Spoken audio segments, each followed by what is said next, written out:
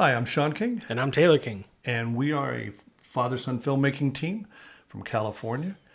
And we feel that we finally shot enough over the last 4 years that we can share pretty effectively how to make zero-budget films, Yep. or as close to zero budget as you can. So there really is no such thing. But using what you have, trying to spend as little money as possible.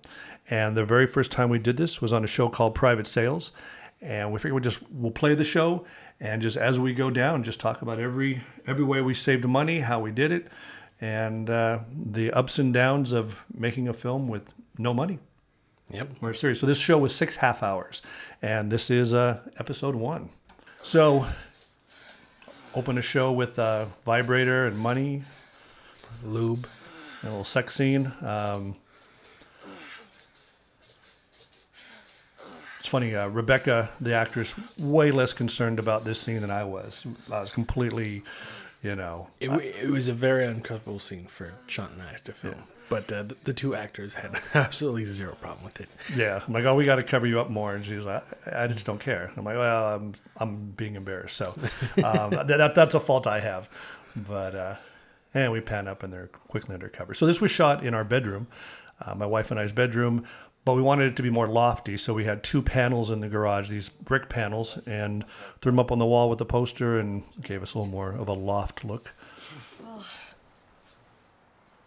If lives of fuck like this. So the whole film was shot, I keep saying film, but this series was shot on a Canon 5D Mark II for you techie people. And we used the Raw Magic Hack, which is free. And in 2015, this was one of the few ways that for no money, you could shoot RAW. This is one of our expenses right there. That's $47 neon pack for After Effects. So we dropped some money there. But we made good use out of it. We used a lot. So we shot most of the film in the cities of Redondo Beach and Torrance and Hermosa Beach and Palos Verdes. And they're all just sort of 3 beach communities that sit together. All right, free location number 2. This was a friend of ours my Ashley and Taylor's friends from my high school. They were redesigning their house and had gutted it. And in fact, here comes the homeowner now. Not only we'll ask to use your house for free, but we'll try to put you in if you're there. Yep. You got a construction belt? We'll walk on up. You're the plot point. This was a fun.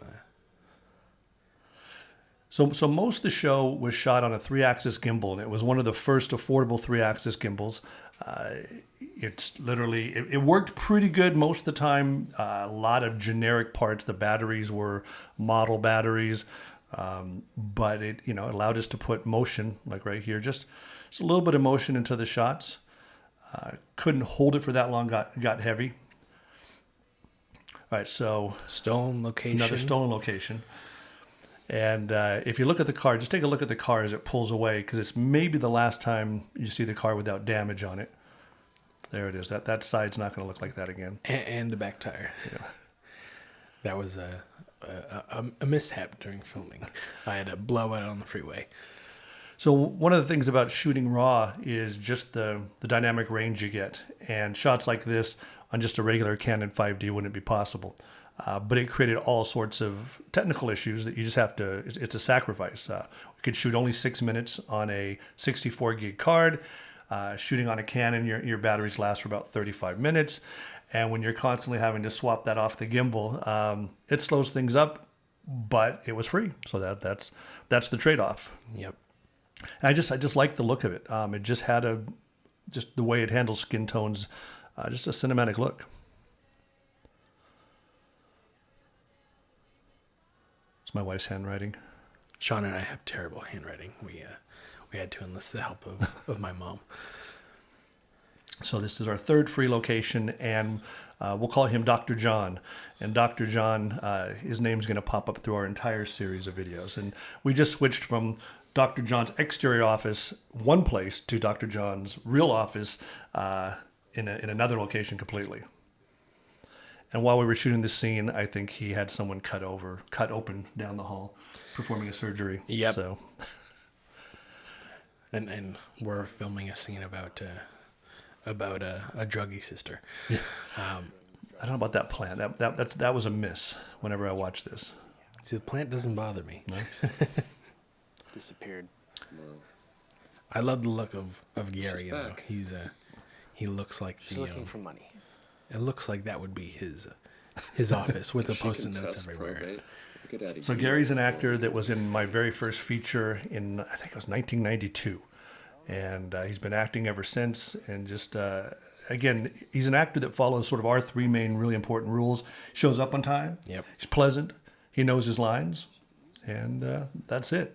You can go a long way if you can just get actors who can hit those three things and then just love being actors and, you know, show up and do it. All right, back to exterior office. So the car's been in a wreck now, right? Yep. All right. I think you don't see the damage on this side, but you definitely see the missing tire. And the bumpers are a bit askew. Yep.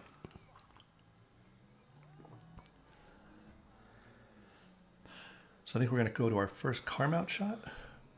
Yep. Yeah. So our car mount was this was under $100 for sure. I want to say it was right around $56. It was 3 suction cups. In fact, I'll put a link below. So I'll put a link for a lot of the stuff that we use for this show. But 3 suction cups and just a little rotatable ball head.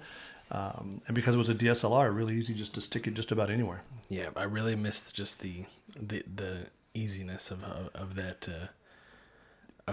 car mount. Yeah, our current rig and camera are much bigger, and so every shot takes longer, and it's just and we're way more noticeable. So here, Redondo Beach Pier, we sort of got away from the people, but one of the ways we're able to stay undetected is we don't have a boom operator, and it's funny when you have a boom operator, it attracts police.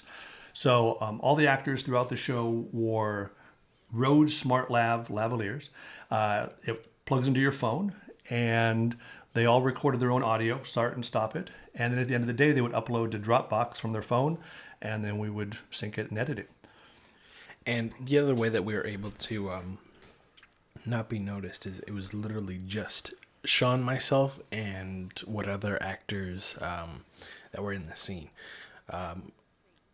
We are able to just, do everything ourselves. And that was sort of the goal. Was we don't have to rely on anyone but ourselves. Yeah, we'll always show up, be on time. We don't eat much. So literally in a scene like this, it was myself.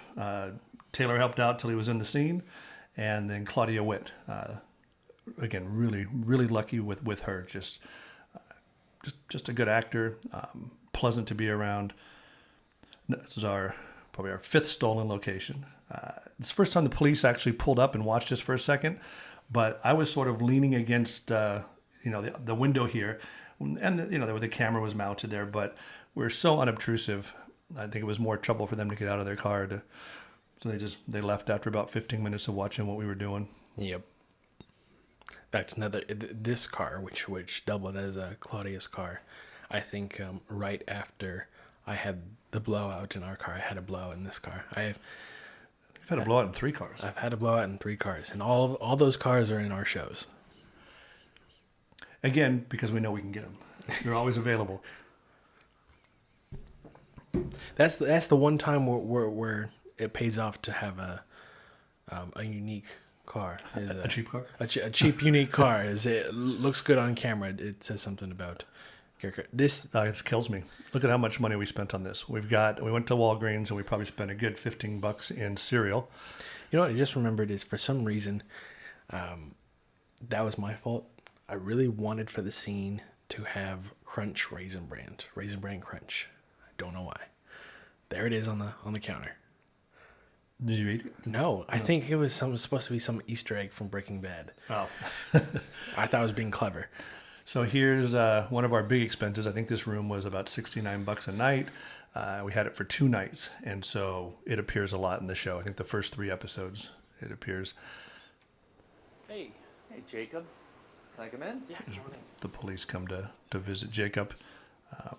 He's very friendly with the police.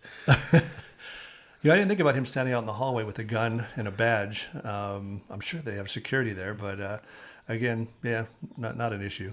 Again, stuff that we didn't spend money on. I had a couple airsoft guns from just being a teenager, and that badge was actually a borrowed item. I think it was in the show Columbo.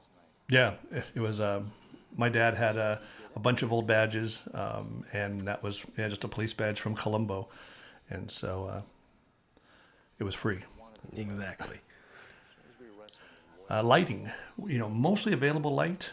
I'm sure we had a fill light on this, and I can't remember at this time what we were using, but it wouldn't have been much. And then the far light is definitely just the lamp light, and we would color balance to the lamp light and then adjust whatever fill light to match. Oh, and I just remembered this was the first scene that we filmed with the stabilizer that we had. Although it was small, it was really heavy, and you couldn't hold it out in front of you for more than maybe 8 minutes at a time. Yeah. And so, we kept looking at all these backpack rigs that would suspend the rig. And They're so expensive. They were expensive. And so what we did is we bought, I think for a total of maybe $15-20, we bought some stuff from Home Depot and some fishing rods. No, camping tent rods. Camping tent rods, some airplane wire. Yep. And Let me just hold you on that story. This is another one of our big expenses. It was, I think, a $27 text pack for After Effects. I'm surprised we used it so much in the show. We used it a lot. Well, Yeah. $27. So we're going to talk about the backpack. Yeah, In and fact, so- I'll pop up a picture here of it. Yeah, and so we built a backpack rig, and it totally, I think it broke once when we first built it because we had to double up the amount of tent poles, but it was great. I mean, whatever. Yeah. So this was our house, and almost every shot in this is one of 3 bathrooms, and then every other room in the house. So this is Taylor's bedroom, and then we're going to cut back to the first bathroom, but shooting from a different angle. This is the living room with some bedroom stuff brought out. Same bathroom, different angle. Same bathroom, different angle. This was actually from episode 2. We had to rent a different hotel room, so that shot. My daughter's bedroom. And back to bathroom number 1. And these are the escorts of private sales. And in each episode, we start delving into each of their stories and sort of how they got into the industry and why they're in the industry. And besides Taylor's story, it's sort of it's a story about a murder from Taylor's parents, and then about the lives of these girls. And this is the main girl, Stephanie, is her character name. She's our 3rd Stephanie. So we shot one. This is actually the car door here. So in this, Taylor's just supposed to open the door for part of the problem is this car doesn't open now after that car accident. So we just made it part of the show. Fitting, right? Sorry. She makes a bit of a comment about about sort of how low rent his car is. But so as far as the 3rd Stephanie, after the first girl, we shot with her for 1 day, and she was super earthy and super fun. And that night, she decided, I'm going to move to Vietnam and go surfing. I don't know why she was heading there, but I think it was surfing. yeah. And so she did. She left and went surfing, and so we cast the second girl, who free location again, friend of Taylor's. We cast a second girl who we shot with for several weeks. Yeah. And She was in the show. In fact, I don't want to spoil what happens, but the fate of Stephanie was written because we didn't want to work with that second actress for very long, just because of her unreliability. yeah, so we were going to write her out of the show. Then when we cast Yvette. we were sort of bummed because it should have been great to have all the way through. Yeah. But- When she found out what happened to her character, she was sort of pissed. She's like, "What?" Sorry. So anyway, actors are tricky, and sometimes you don't know until you're working with them. One, about reliability, but the other is their chemistry, and just the two of you. I'm glad those other things happened because at the end of the day, it was just a better fit. I'm just supposed to drive you. Shot out in front of our house. In fact, most of these sort of shots are always shot out in front of our house. Easy access to food, easy access to electricity, Yep. bathrooms. Traffic for car passes and things like that. This is a stolen shot at our local Ralph's. Might have been shooting out of the back of a car. Parking lots are tough, especially if they have security. You get found out pretty quick. So we found that shooting from a car. There we go. Got our second use of our $27 text pack. Worth it. So this was actually, we dropped her off in front of this hotel, went around it, and came back and filmed picking her up. Do you have the next address? Yeah. And this is all the 3-axis gimbal from the back seat. One of the things about shooting with the raw Magic Lantern hack is you can't play back. And so you might be able to now, but then you couldn't. So it was like shooting film. You know, Yep. you focus, you had to know you had focus. You had to know you have the shot because you wouldn't see it. By the time we got it home, converted it, and watched it, it was a good 24 hours later. Sometimes more, depending on the day, because sometimes we would shoot for 12 hours, and it would be 24 hours before we could see the footage. Same with focus. So on all these, because there was no way to do a remote focus. All the movement of the camera had to stay the exact same distance from the actor. It's the only way we were able to. So you'll notice whenever the camera moves, usually it's trying to stay with the person who's sort of featured in the shot. This is another borrowed location. It's my mom and dad's house and your grandparents' house. Yep. I don't know if they were upstairs or if they were on vacation. They were on vacation, and Okay. we had to move everything from the kitchen and take pictures and put it back exactly how we found it, so that they weren't upset that we basically remodeled their kitchen. And she tells me she wants a divorce in the car. George is an actor we've worked with on 3 shows now. Just another reliable, comes in, does his thing, and always a pleasure to work with. So here's a shot. So again, this is going to be a second part of that, but focus. No, actually, the shot I'm thinking of is coming up. You mind if we take this slow? Sure. Here we go. So this move here, just trying to stay the same distance from her, so when she turns, she's still in focus. I'm yours for the next 2 hours. And on this one, I think we had a 5-inch monitor was all we had on set. So really, Yeah, and on the car mount shots, all we had was the on-camera DSLR monitor, and then later on we had a long HDMI cord that would run to the back seat. so on that 5-inch monitor, Yep. you could try to get focus. Although we ended up not having a lot of issues. The whole show was shot with 2 main lenses. They were from the 1970s. I think it was 1970, but they're Nikon vintage lenses with a Canon adapter and a 35 mil and a 50 mil. That was the majority. And then there's a couple shots in the film with a Canon 70 to 200, but all of this is with those classic Nikon And lenses. I don't know if you remember, but one of the adapters didn't fit. So again, instead of purchasing another one, spending another however many And that's probably $50. $50, I took a hacksaw to the adapter and shaved off the piece that was making it not fit, and it worked perfectly. Yeah, because the adapters were for Nikon lenses, but not quite as old as the lenses that Yep. we had. But those lenses definitely give you a look. It's a different look. I miss those lenses. Just like a little more wide. We still have them. Problem is the focus rings, the one they don't have focus gears on them, and they fit. They're so small that they fit too close to the camera for our wireless follow focus now to work. Sit here and get to know each other. After work, just instead of just being quiet at dinner, this is like really nice. It's garbage day. Cheers to that. Cheers. Fuck you. So this is Dr. John's house on the outside. So far we've used Dr. John's exterior of his building, interior of his other building, the front of his house, and we will eventually get to the inside of his house. We're going to use his wife's car here in just a second. Fucking asshole didn't pay me. So this scene was shot with all 3 actors who played this role. So we ended up coming back to his house on 3 different nights to shoot the same thing. And fortunately, he lives in a place that doesn't really impact him much. They were in the Yeah. house doing what they're doing, and we're outside shooting the same scene over and over. I said. This, we definitely only had a single light that was coming in from the front, and then all the yellow lights coming from the, I think they're sodium vapor, but the street lights giving that yellow cast. However you want to spend. Fucking asshole.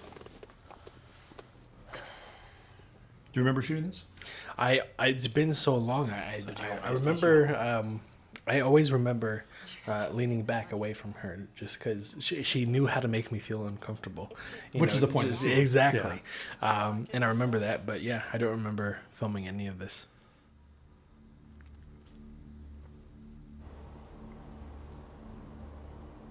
Yeah, completely available light.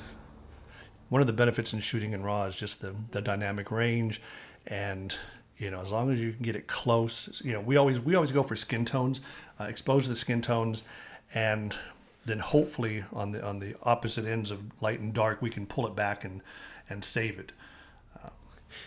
This is our third use of the $27 text pack. One of the locations that we had available to us was the Torrance stretch of Pacific Coast Highway, which had lots of stores, lots of car dealerships. So it was a great street to drive up and down because you would never get pulled over, and you would always have enough light for. Yeah, so there's all that bokeh you're seeing from the lens. It's just there was always something interesting in the background. Yep. And then on the opposite side of the street here, the car dealerships would give nice fill light. So this is probably our most stolen location. This was shot with the Canon 70-200 from the back of our car into a Norms. And we did this scene 5 times. They're both wearing their mic packs, so no audio. And the people there had no idea we were shooting. And on this particular take, not only did the cleaning guy come through, but the waitress comes in. And she did a great job. I don't know about the legalities of that, but she might have a career. It's funny because I walked in and Tony had already made friends with this group of guys in the booth next to us, and I was like, we're supposed to be inconspicuous. We're not supposed to make friends with telling them that we're filming a movie. Then we hopped over to the local Walgreens, and I never got out of the car. I would just slide from one side to the other for the shot. And I just realized that we had a gun at Walgreens. Yeah. Actually, that's not true at all. In fact, I think that we inserted that shot for that reason specifically. After we shot this? Yeah. That's why it's a cutaway instead of a. Also, you can see Tony's character has a bunch of tattoos, and he didn't have any of those tattoos in real life. And this was our first day filming with him. And you can see on his right arm that he has a tattoo bandage, as if he just got a new tattoo. And that was a detail he came up with? No. One of the tattoos that we applied to him didn't work because I applied the wrong soap to wash it off. And so you'll notice that the first time we see him is when he has a tattoo bandage, and then he has a prayer hands tattoo there for the rest of the show. So this is back to our house in our kitchen. There's probably not an inch of the house we didn't use, and I think the way we do it is we'll maximize a house for as long as we can, and then move for multiple shows. Yeah. Or get new furniture for the next show, so it looks slightly different. And we're back to our $69 a night hotel room.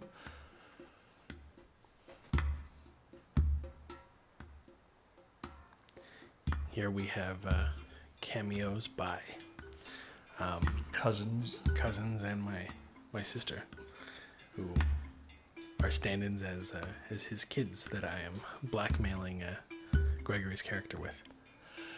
One of the things we didn't have available to us then was the program that we use now for just keeping things in order, and we'll get more into that later. But it really has helped us just raise the production value in making sure that details are taken care of, continuity is taken care of.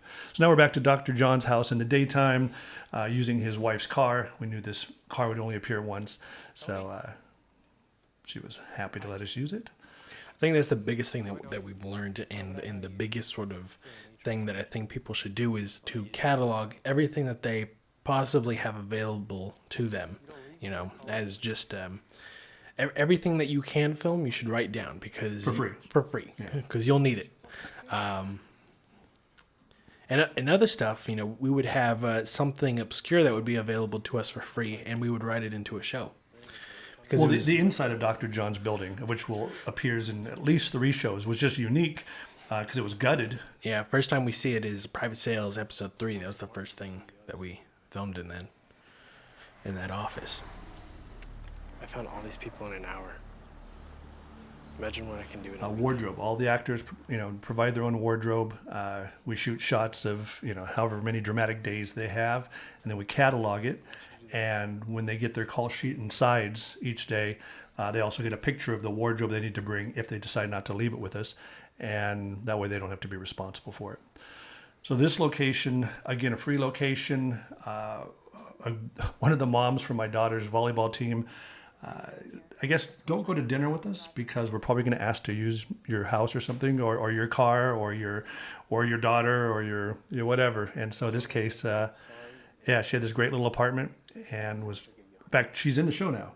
That's right. We don't see her, but she's the social worker. She plays the Child Protective Services woman who comes to the door. Yeah, so we might even put you in the show.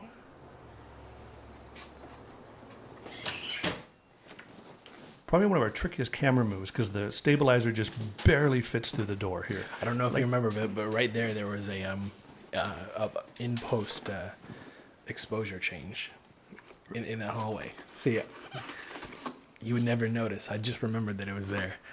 That was probably about $14 or $15 for that tampon box.